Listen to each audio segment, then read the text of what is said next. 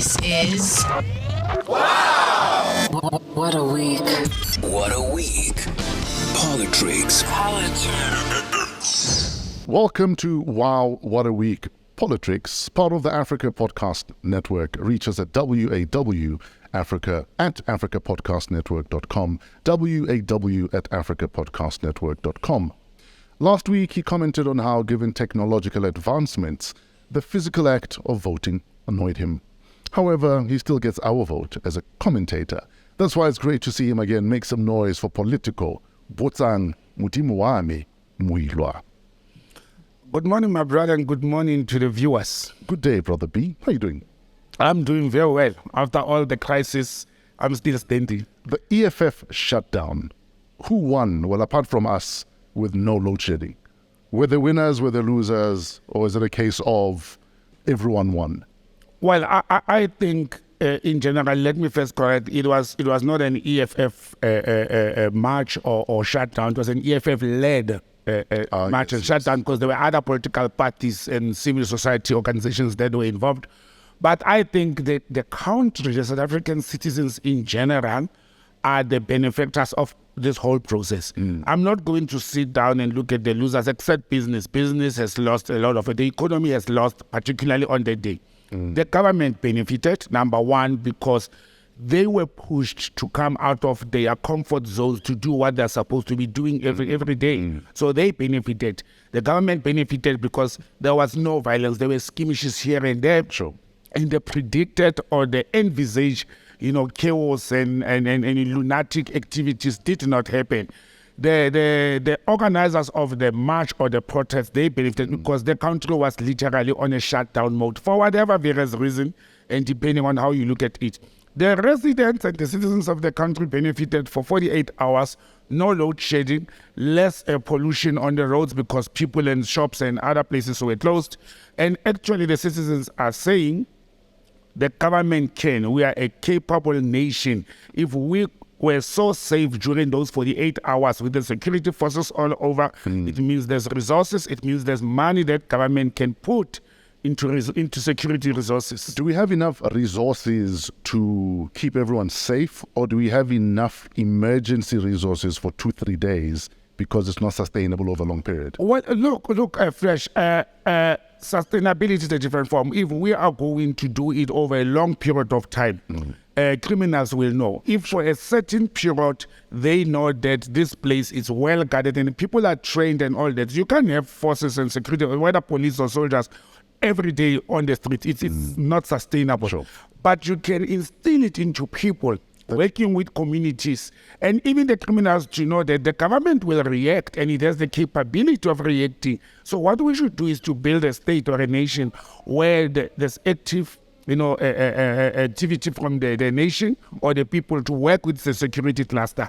And in a long term, you do not resolve the security issues immediately. It's a long-term investment.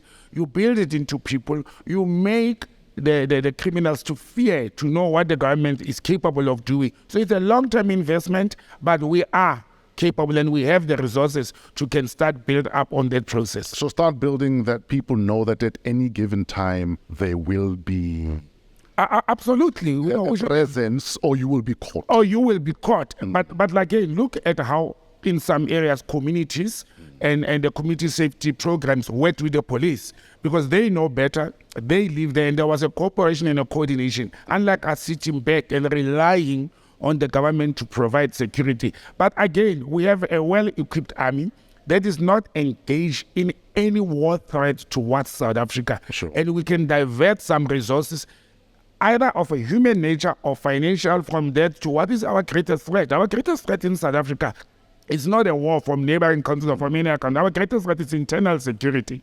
So we should invest more on improving the internal security of the country than the external one. What do we say to people that say involving the army becomes a slippery slope because based on our past, do you really want to have a military presence all the time? Do you want to have a military state? Because slowly, you start almost saying to the government, here are my rights, they're all yours now.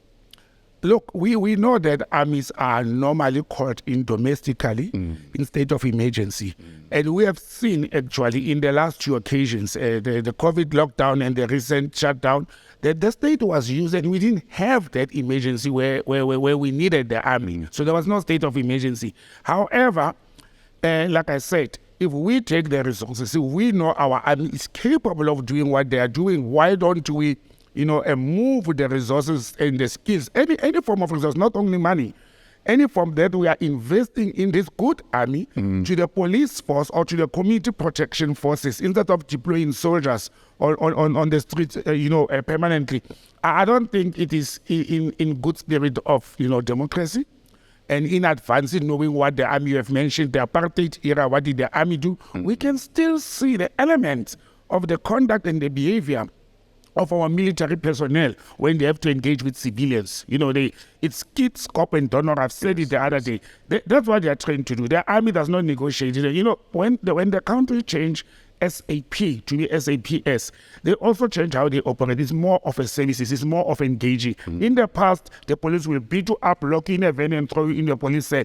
At the moment, they even engage with you first. So it's a form of a service that is more civilian.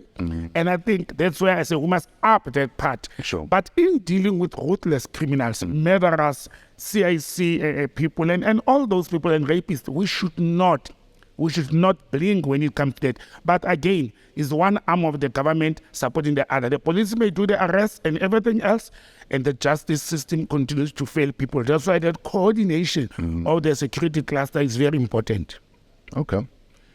The big debate, though, is, was Monday the 20th of March 2023 a success?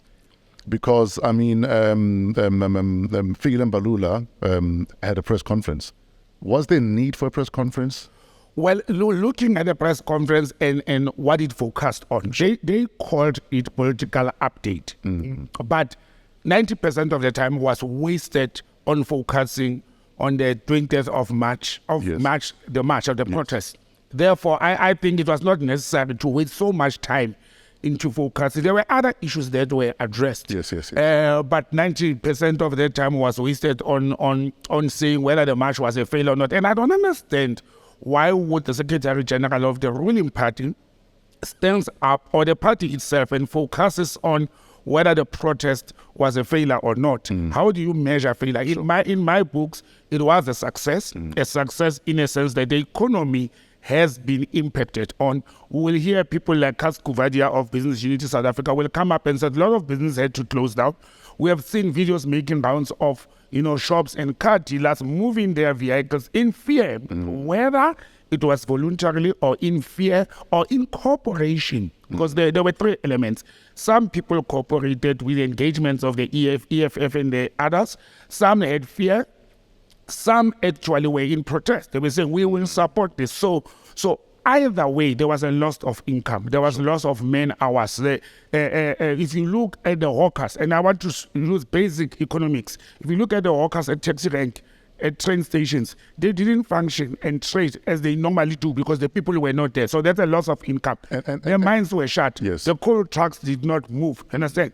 There were those fears of moving around. And for me, the loss of billions in an economy of a country, it is actually an impact. But let's flip the coin and look at the positive side. The positive side is that we also saw that the government is capable of deploying security forces that are protecting the nation. And thumbs up to the well-behaved protesters. Despite the few skirmishes that we shot, the police brutality was again exposed when the night before the march, they started beating up students all over. And, we saw young women being beaten up and thrown into police vans. And when you read and listen to the police statements, they were saying it is for misbehavior. I don't know what kind of charge are they going to face in court. Misbehavior. Is there a charge called misbehavior? What kind? Did we need that brutality? But in general, the shutdown of Monday, it did have an impact. It is on the economy of the country. It did send a message to the state to say, if you are not going to behave in a certain manner and listen to our laments as a nation, this may get worse in future. Let's move to March the 21st. Formerly Sharpeville Day, formerly Langa Day, if you will, now Human Rights Day.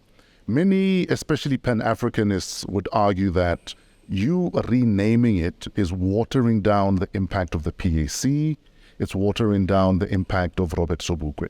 May his soul rest in peace. What are your thoughts on that? Well, first, I was on one media platform on Sharpeville Langa Day, and I said to the presenter or the anchor of that show, it is so sad in this country, with everything that we have, we still lie to our children and to the nation regarding the Pan-Africanist Congress of Azania, regarding Robert Mangaliso Sobukwe, and regarding what actually transpired. And I'm going to take a few moments to come and bring our people to what actually happened that led to the past campaign. Number one, it is a very well-known history that black people in this country were forced by the apartheid government to carry the down passes. At some stage, they had to carry a very big plank in front of their chest to walk the streets of Joburg. The PAC was few months old. It was just over a year old when they decided to go on a mass protest, which was originally the ANC Youth League, part of the program of action. So when the PAC broke away from the ANC, they carried along the program of action. That's why, as Afania Mutupen kept on saying, the PAC is the real ANC. But nonetheless, Sobukwe, the founder, the president or leader of the PAC, led that march from the upfront. Those years, no SMS, no tweeting, no social media, watched by the apartheid government. He led from the front with the then PAC organizer at that time, Ntate Khosana, who was the national organizer. There was a protest all over the country. It just happened that on the day that was set for the 21st of March to can do this massive protest all over the country, the police in Sharpeville opened fire on unarmed civilians, of which over 200 were shot. And I said to the people, look at the history, let us tell the truth. Those people were mainly shot from the back. Most of them were women and unarmed. But what we are not telling the nation, and I know it's a thorn in the ANC followers and supporters, that the African National Congress at that time issued a statement. Their leader, Ntate Duma, even said, should that march be successful, he will do some funny stuff.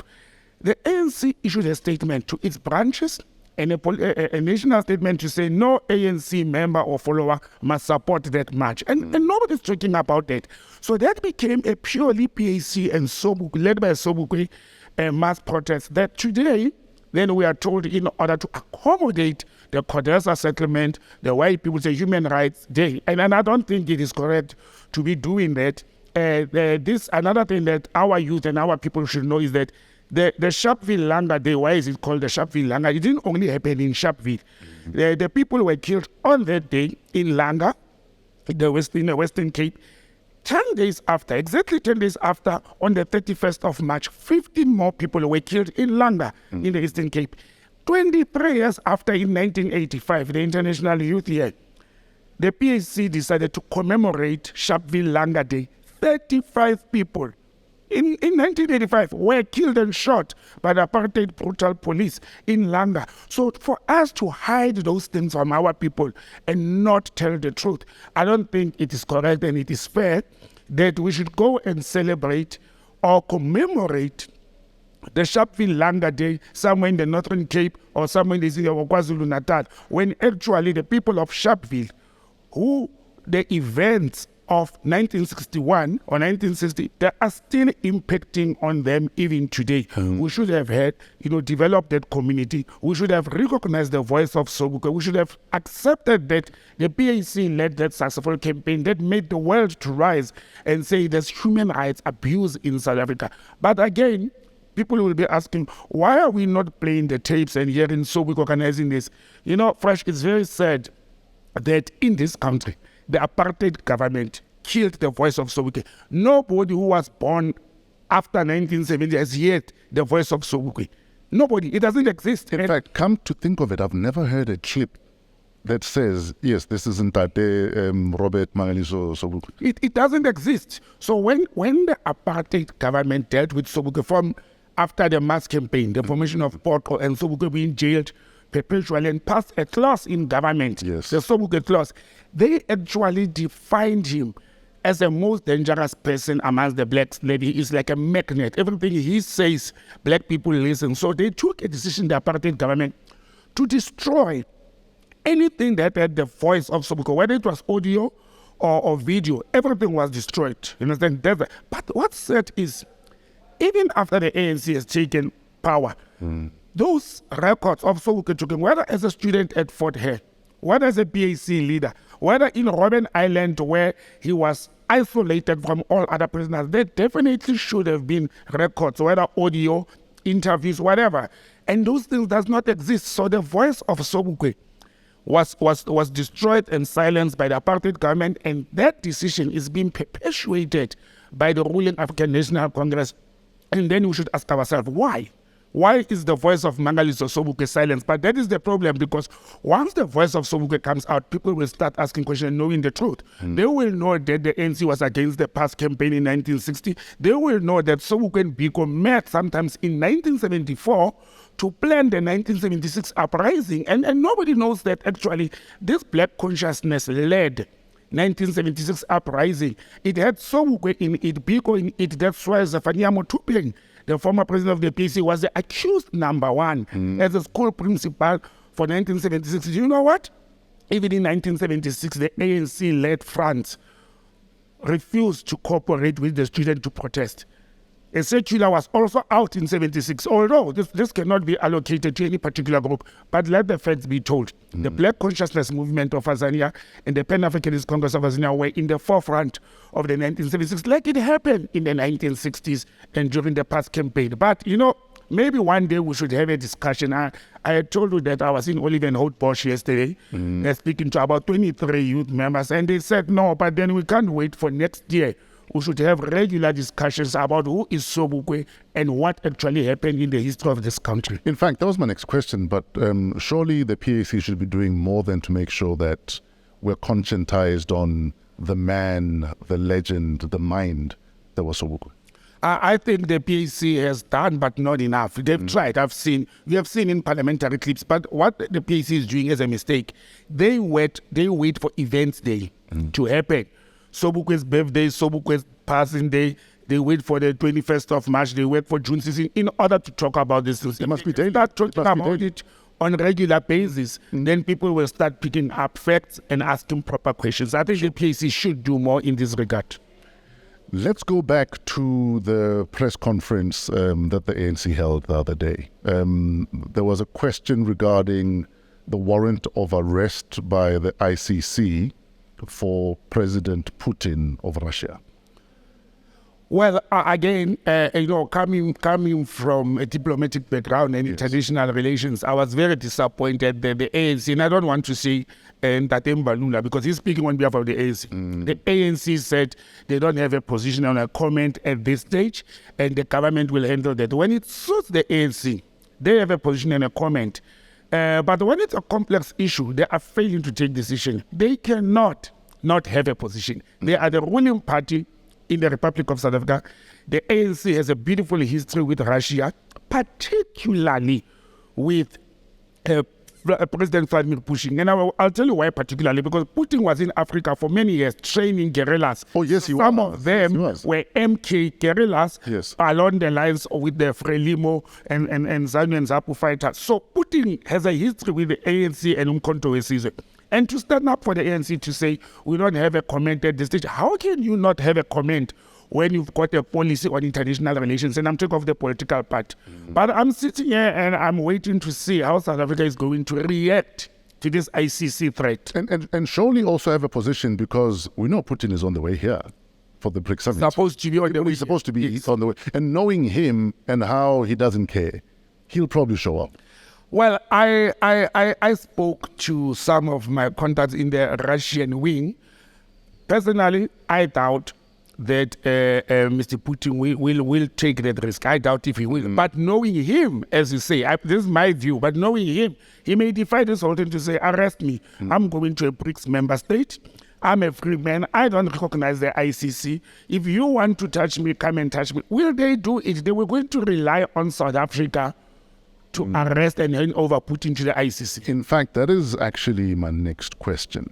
Why is it that the most trigger-happy nations, the nations that have bombed the most nations, the nations that have facilitated regime change more than any other nation, are not signatories to the Rome Statutes? How does that even work? Well, let me put it this way. Yes. Most members of the United Nations Security Council are not signatories. China, Russia, USA. The giants. They're not signatories to that. So why are we then? And that's the question that has been asked. Most African leaders who actually have been the most leaders who have been persecuted, charged and prosecuted by the ICC. It's Africa.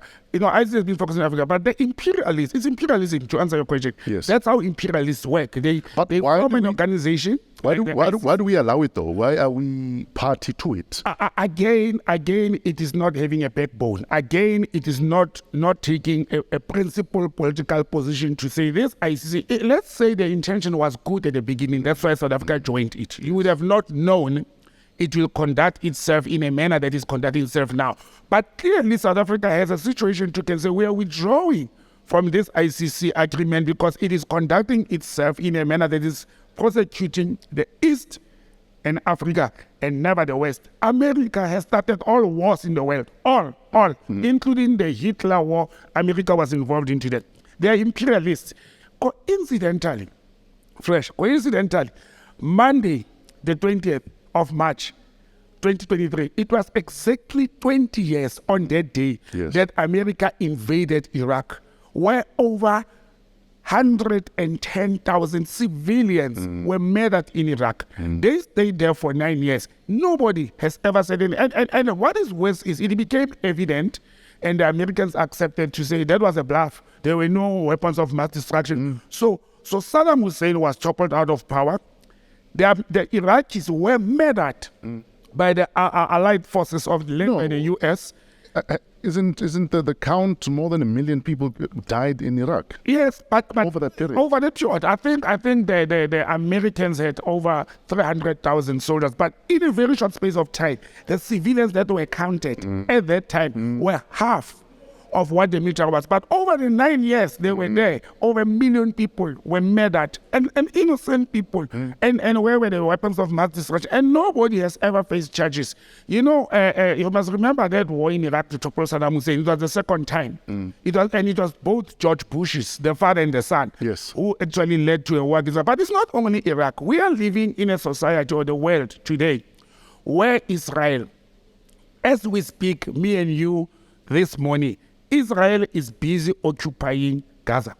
Israel is busy murdering innocent, unarmed women and children in Palestine. And nobody has ever stood up and say, let us charge and prosecute people like Benjamin Netanyahu, who have been murdering people in Palestine. And we are okay with that because why?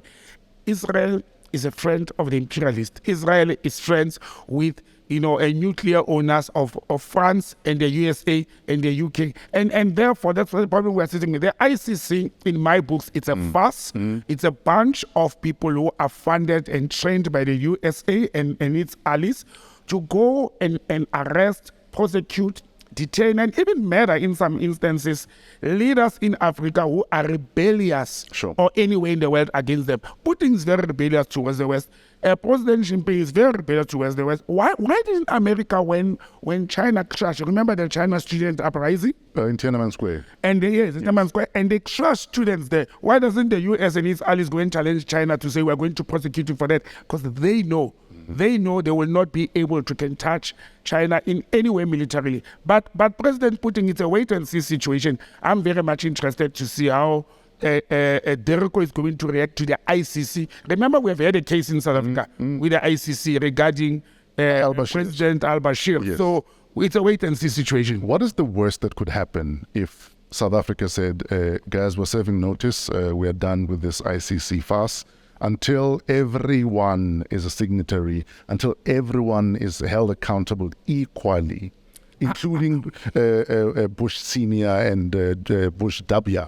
Exactly. We want nothing to do with it. Surely there's a nobility in saying, until it affects and applies to everyone, why should we be a part of it? I don't think they should even give the reason why they're withdrawing from the ICC. They don't have to give reasons. South Africa can just say we are signatory to this treaty, which is an international treaty.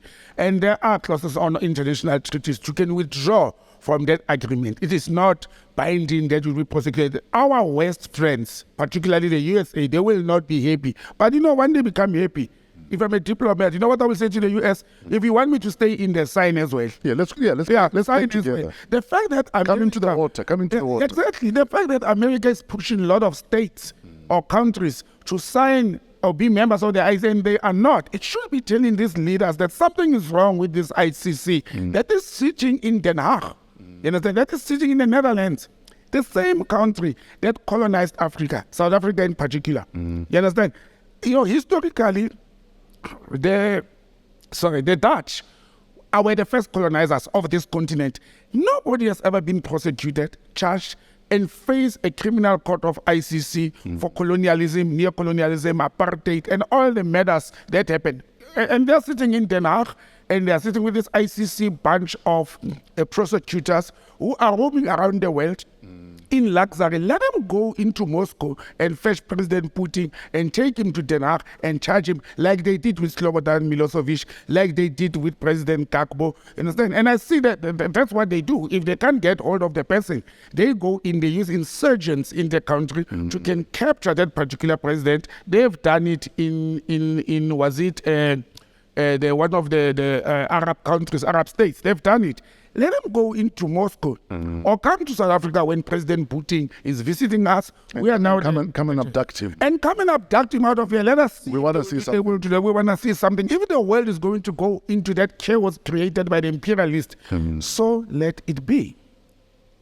Before I switch your power off, our Minister for Electricity, Sputla Ramkhopa, says corruption is not at the heart of the issues at Eskom. What's your view on that? You know, when I came to the studio, I was for the first time wearing sunglasses, and I wanted to say to the viewers, if you have seen celebrities, you are a celebrity, you will know. I'm not a celebrity. Wearing sunglasses in the middle of a restaurant at night or a bar, you wonder what sun is in there. But I think Sputla is wearing these dark shades, and I think he's facing a serious problem. I listened to him, and I read the report, the media reports of what, and most of them he was quoted correctly. Okay, he cannot say corruption is not the root cause. He didn't say there's no corruption. He says it's not in the core, and I can tell you it is the core. I think Dr. Kosinsu, Ramokhopa, it's either having three problems. It's either he's being misled, number one, or he's got an absolutely wrong diagnosis regarding what is happening at Eskom, or he just wants to cover up for the ruling party that he belongs to about the corruption inside Eskom. And he made an example to say, for example, at a mine called Tutuka, and I think so, there's a mine next to Tutuka that is supplying coal to Tutuka. And it has been doing since 1982. Fresh, 1982. Who owns the land? Who owns that mine? But nonetheless, the Seriti is involved and so forth. It's called Seriti Denmark Mining what.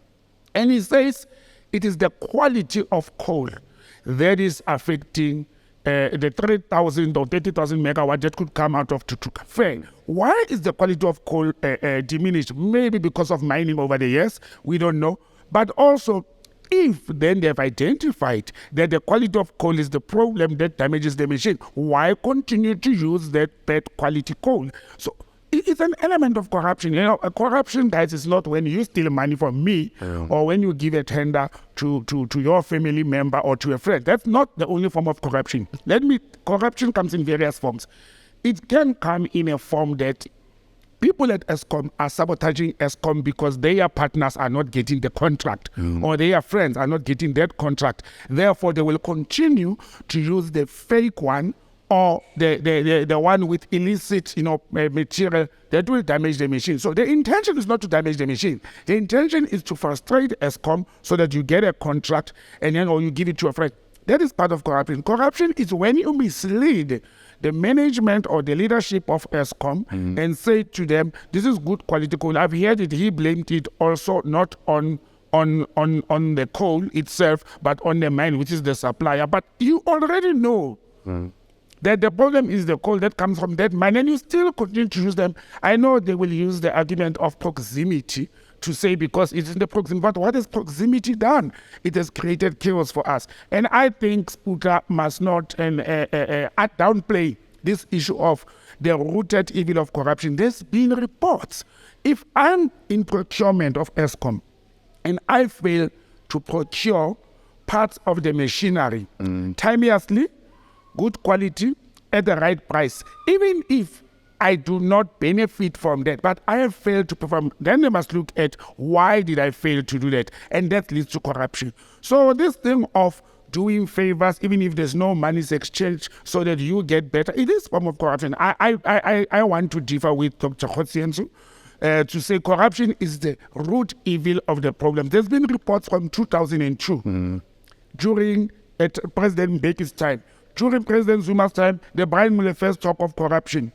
Even after President Zuma's time, during President Ramaphosa's time, the writer, their blue-eyed boy, spoke of corruption. And they produced reports. They led us and showed us why there's corruption. Now you come in less than 2 weeks. You go to 5 stations out of 50. You meet them for 4 to 5 hours with the workers and management. And then your diagnosis says, no, I don't think corruption is the root evil. When reports of over 20 years have been saying corruption is the root cause of that in Eskom. And it cannot only be of coal and machines. The writer himself, if it's true, had said, for example, the knee guards that they are using at Eskom, selling for 120 at any store. They were being sold for Eskom for over 1,000 rands. Is it not corruption? Is it not taking funds from there that could be helping the correct coal and machinery? And I think there's a problem. But the last one on that is, which is very funny, when he says, also the issue of the money that is going through emission. For example, South Africa is a signatory of the Environmental Protection Plan. And he says, in order not to bypass the emission levels that we have signed up to, that's why we had to stick or to reduce the production from a circular plant. The country is in crisis. Your children are suffering. You have signed a deal with your neighbor that you will not cut that spinach that is on the fence with your neighbor. But your children are hungry. I'll go and cut that spinach. We should forget all these emissions. Germany, Europe itself is increasing their consumption and usage of coal. And we are sitting here and we are talking again about another treaty that we have signed regarding the emissions we have reached. The same people that made us to sign that treaty are increasing their coal consumption. And they're the same developing industrial nations that got us in the trouble we're all in right now. Absolutely. To get themselves to a certain development level. Absolutely. So now we must slow down our development. I can tell you what Sputlet's going to be saying after 100 days. Yes. They're gonna, and I can see where this is going. I've been in the public service for long to know. I can tell you exactly what's going to happen. The ruling party or Minister Khotsiensu is going to come and say, due to the emission levels we have reached as a country, we think we should take these resources instead of getting good, clean coal and bypass the emission, break that emission level. We are going to divert this money into renewable energy because then we are having a cleaner energy. Guess who's the beneficiary of renewable energy? We spoke about it on this platform. President Ramaphosa, Patrice Motsepe, Pravin Gordhan, and many others, and even the chairperson of Eskom. This is where this thing is going. They are going to say, no, these resources that we are having can get good coal, bypass the emission levels. It's okay, laws can be broken, but these are laws for the protection of the country. No, we are not going that route. We're going to renewable energy. I have nothing against renewable energy. I prefer a clean environment, but it is going there in order to benefit some individuals who have been pushing this country to move away from coal into renewable energy. And this is the whole story. I can tell you, we'll be sitting here 3 months down the line. I'll say, I told you where the money is going. They want to push their money into renewable energy. And I'm very disappointed that Dr. Ramokgopa is going along those lines. I thought it's a new, fresh blood, but same old story. Defend the position of the organization that deployed me. I will stick to what my principals are saying. And South Africa is going to be in darkness for a very long time, trust me. And those are the words of Prophet Botsang Moiloa as he prophesies on yet another week. Thank you for tuning in to WOW What a Week. You can find us on email at waw@podcastnetwork.com. Profit. Am I profit now? This is Wow! What a week.